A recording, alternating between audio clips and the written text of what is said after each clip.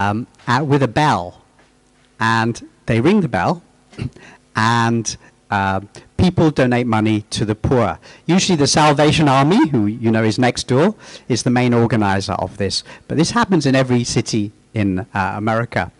Now, unfortunately, not everybody is favorable to Christianity in America. So there have been quite a few cases where laws have been passed and people have complained that the bell ringers should be classified as musicians. Now, in America, they have similar laws to Hong Kong, which says that if you sing on the street, it's fine unless somebody complains. If somebody complains, then the police have to come and stop you. But if nobody complains, you can sing on the street. So it's kind of a nice, flexible law. Well, true story, there was a lady who was out in the street in a big American city with her bell, collecting for the poor. Ding, dong, ding, dong, ding, dong. She was sweet and had a wonderful smile, and she collected a lot of money. Then the police arrived, and the police said, "I'm very sorry, somebody has complained. We know you're not a musician, you're just collecting money for the poor, but we have to follow the law. You have to stop." And so the Christian lady thought about how to respond, and she said, "Fine, I don't want to break the law. Christians don't do that sort of thing. We stay polite." She shook the hands of the police and took her bell away.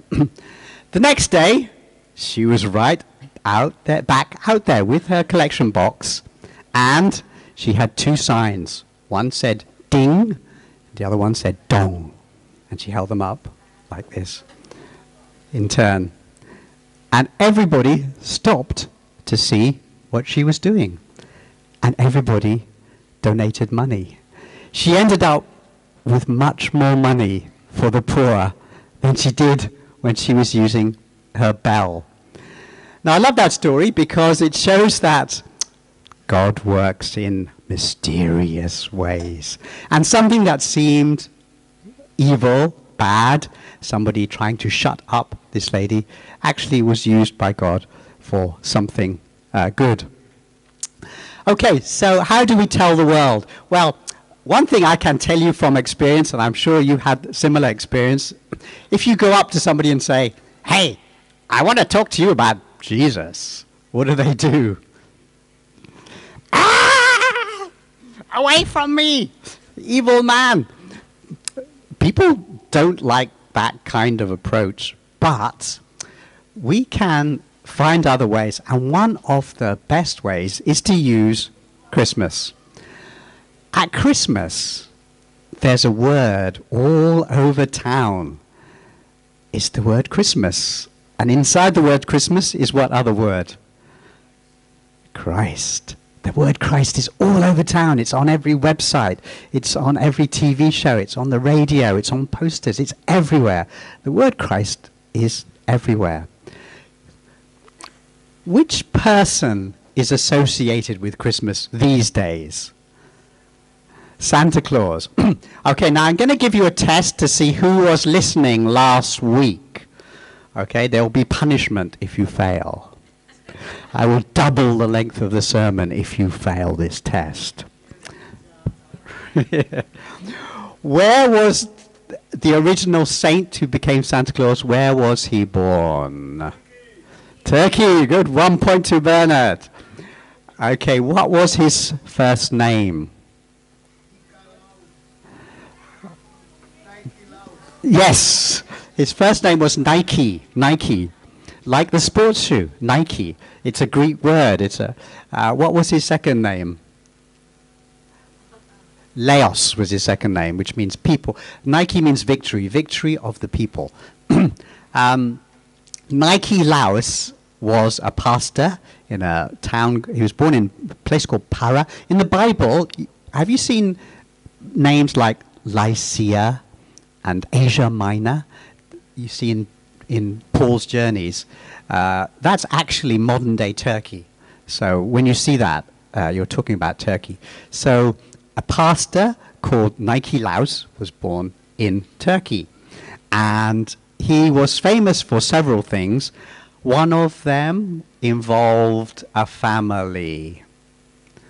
How many children in the family? Three, correct. Who said that? Over here. And what sex were the children? No, what sex were they? No, what socks were they? They were three girls. Why were they in trouble? Because they were poor. That's right. So they were going to be taken away. What did Pastor Nike Laus do? He gave them money. Where did he hide the money, Charis? Good. Bernard and Charis talking simultaneously. He hid stereo.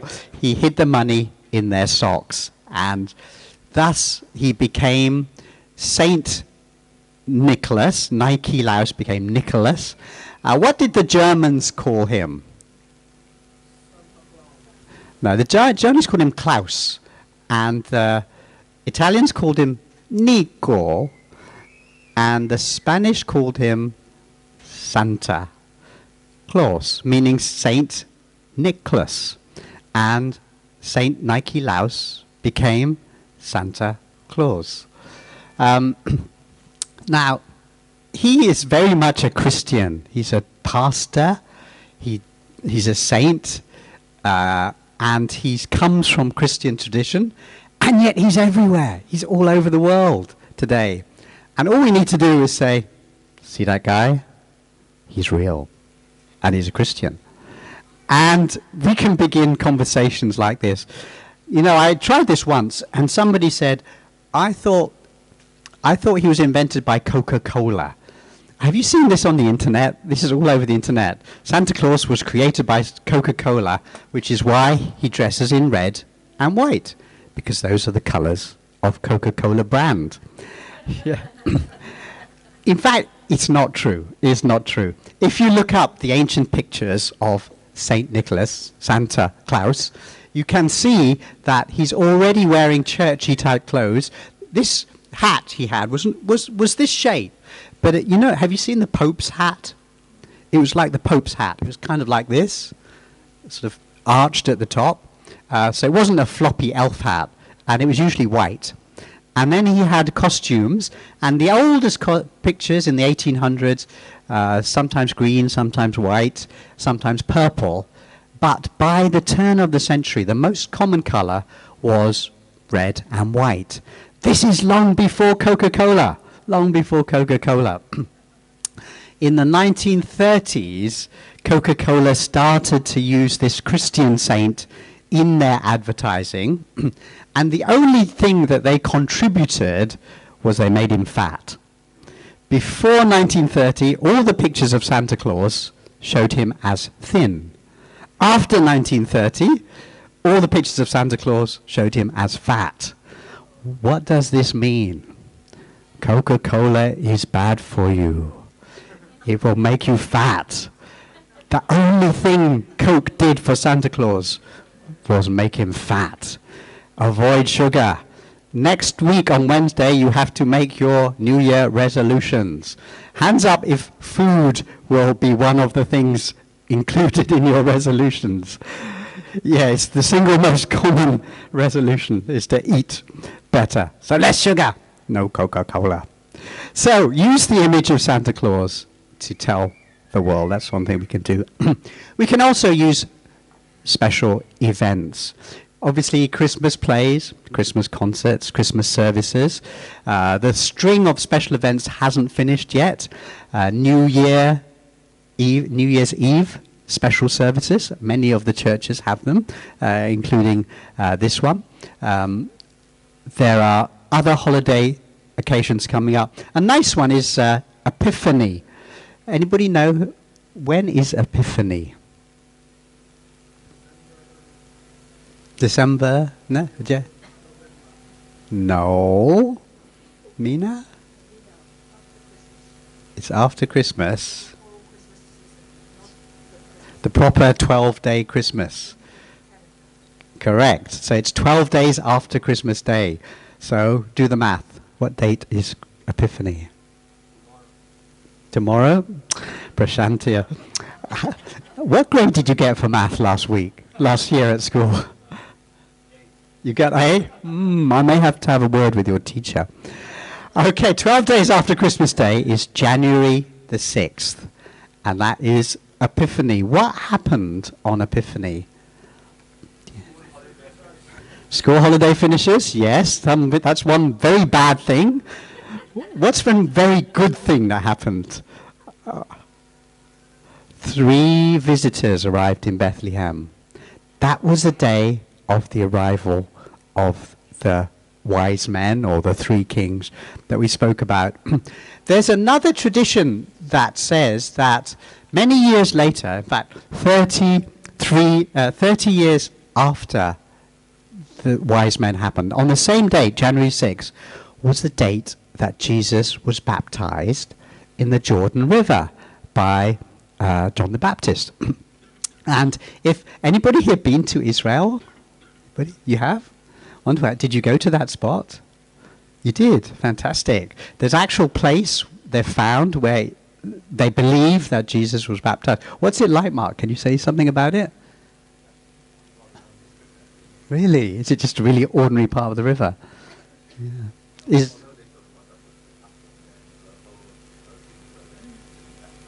Oh, in the same spot that Jesus was. All right.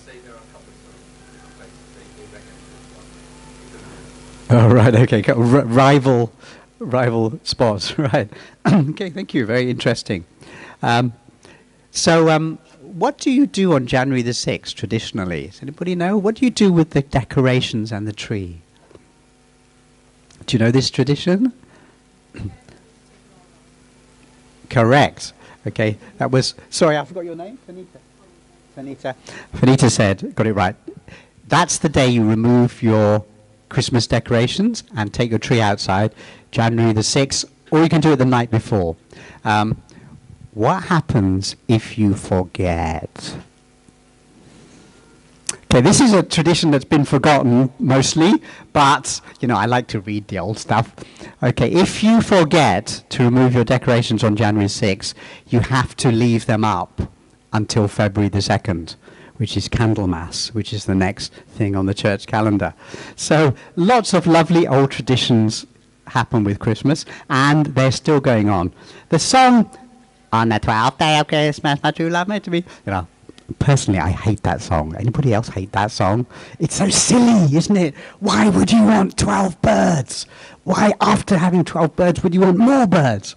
But anyway, that song, of course, has deep meanings, and it's about 12 days of Christmas, because Christmas lasts 12 days. So continue to use Christmas and the holidays as reasons to encourage people to think about the meaning of Christmas.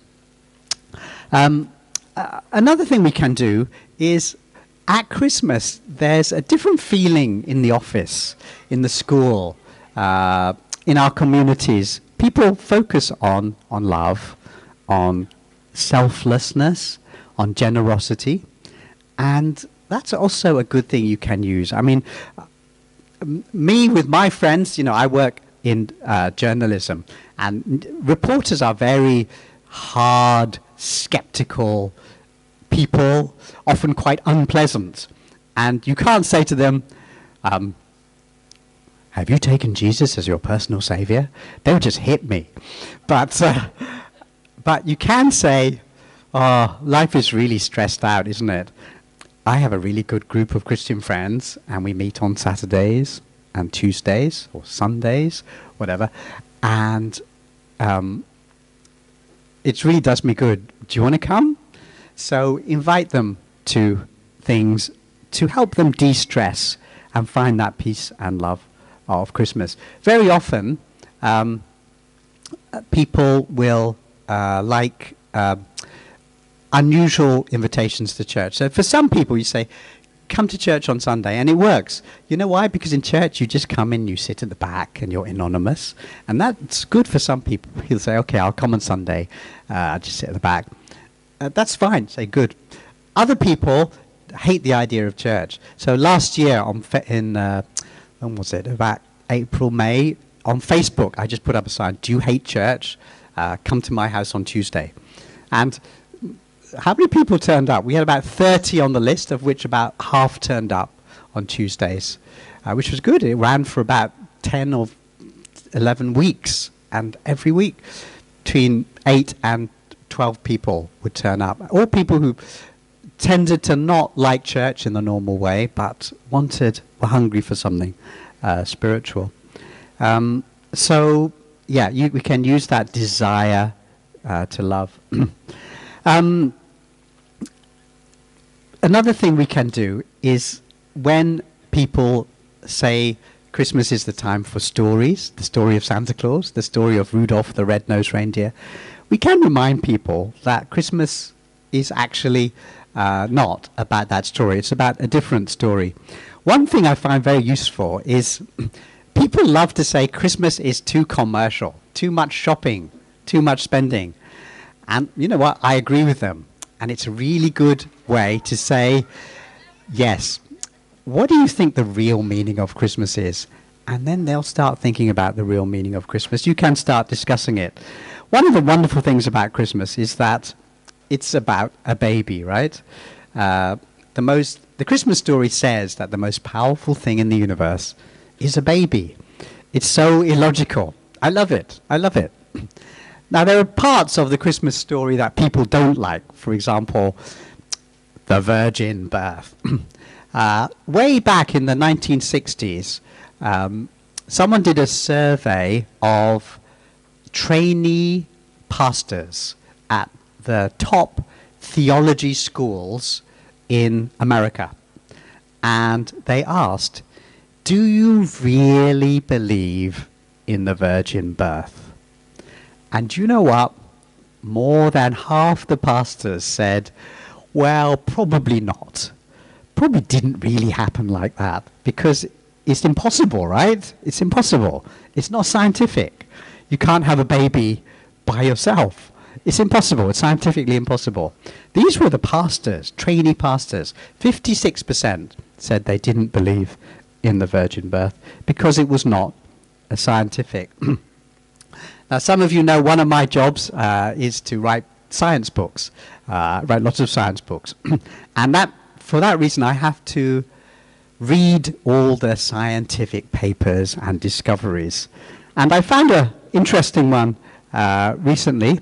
A group of scientists were studying animal reproduction. And you know what they discovered?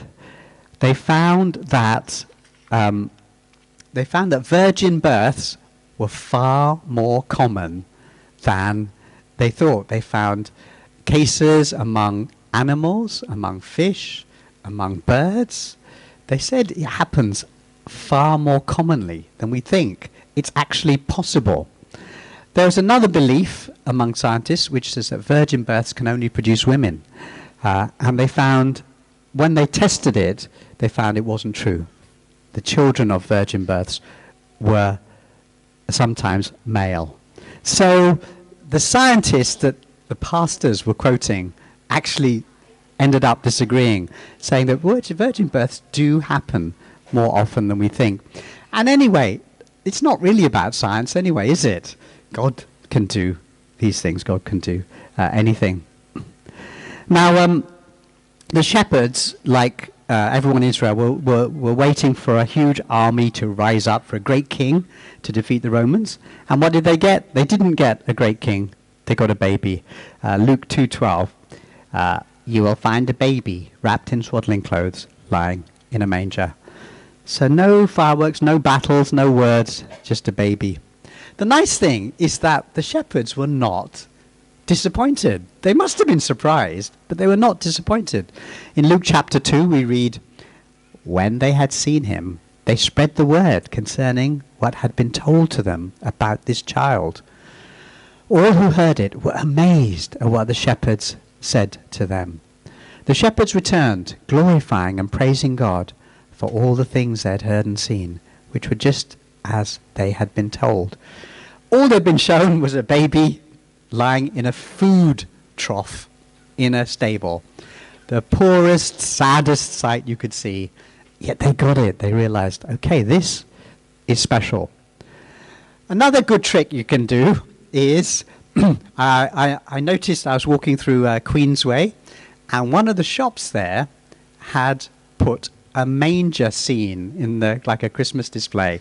You know, just the little models and things.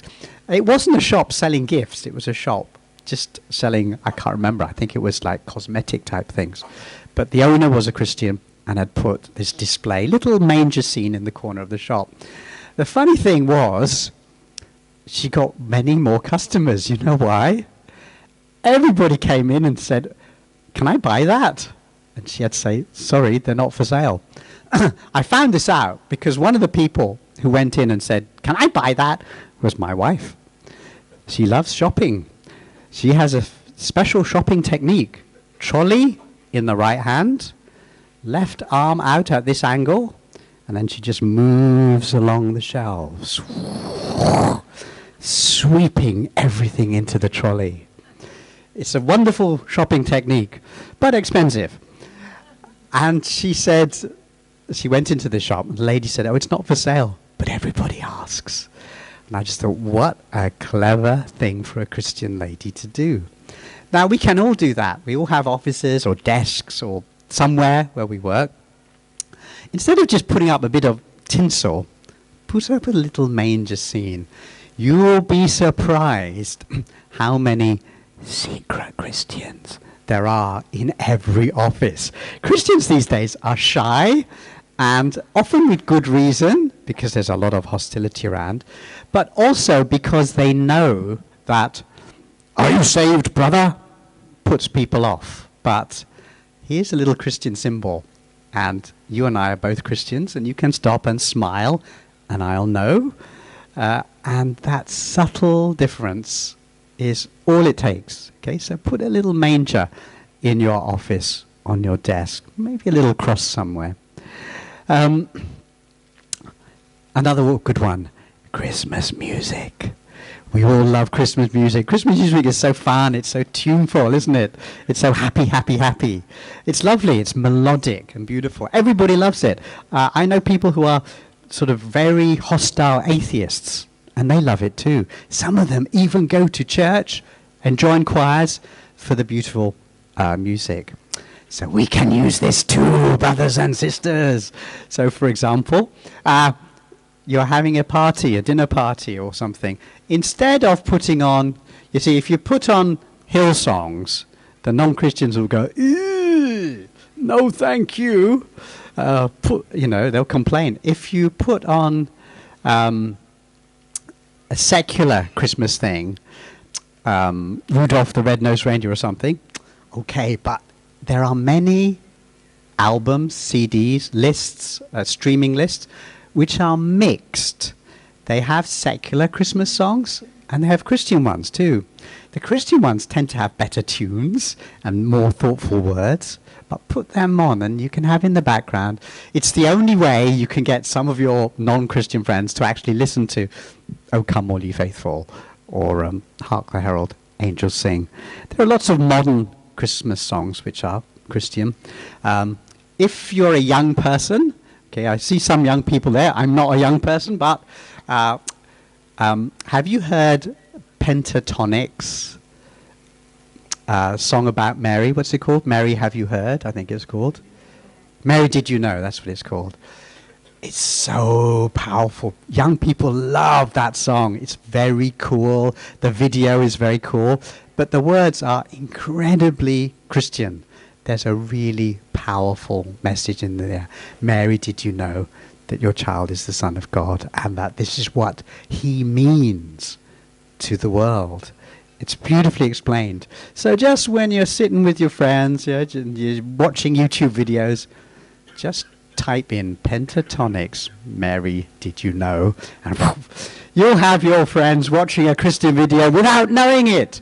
And they'll actually say, "Wow, this is cool. I like this." I know it's evil, but it works, brothers and sisters. Now, yeah, so use music. Use music. um, now, I'm not a fan of country music, but there's a very famous country music singer called Travis Tritt. Anybody heard of him? Okay. Travis, he's famous now, but he spent many, many years not famous. He spent many years going around bars with his guitar.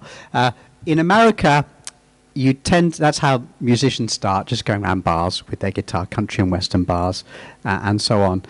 Pretty miserable. And he said that every third or fourth night, especially if he was on late, the men would get drunk, they'd get violent, they'd throw things, it would get nasty. And he found a trick that always worked. It never failed. And this is his trick. It didn't matter what time of year it was. It might be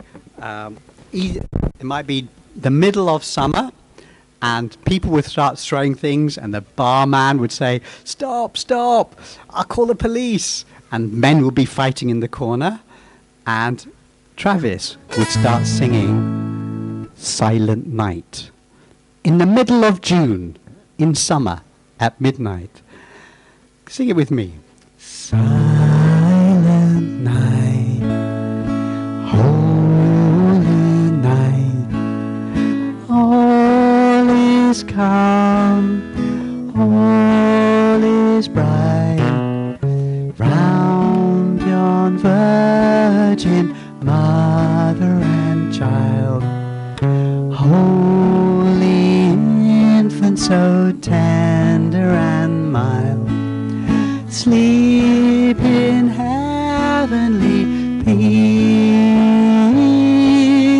sleep in heavenly peace. And Travis would find that the fighting would stop, the men would stop throwing beer bottles, the arguments and shouting would stop, because everybody knew this tune, and everybody realized that it did something to their hearts. By the end of the third verse, there would be peace in the bar. And Travis used to say that Christmas songs, Christmas hymns, had a kind of magic power. And I actually think he's correct.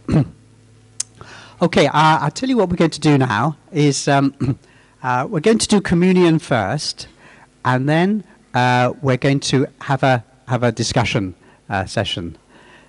So I'm going to ask someone to let's see. Mina, could you help serve communion and Ardash? Oh no, we'd not have you Ardash because you've got a cold. Yes. Who else? I need a mature adult. Mark Young.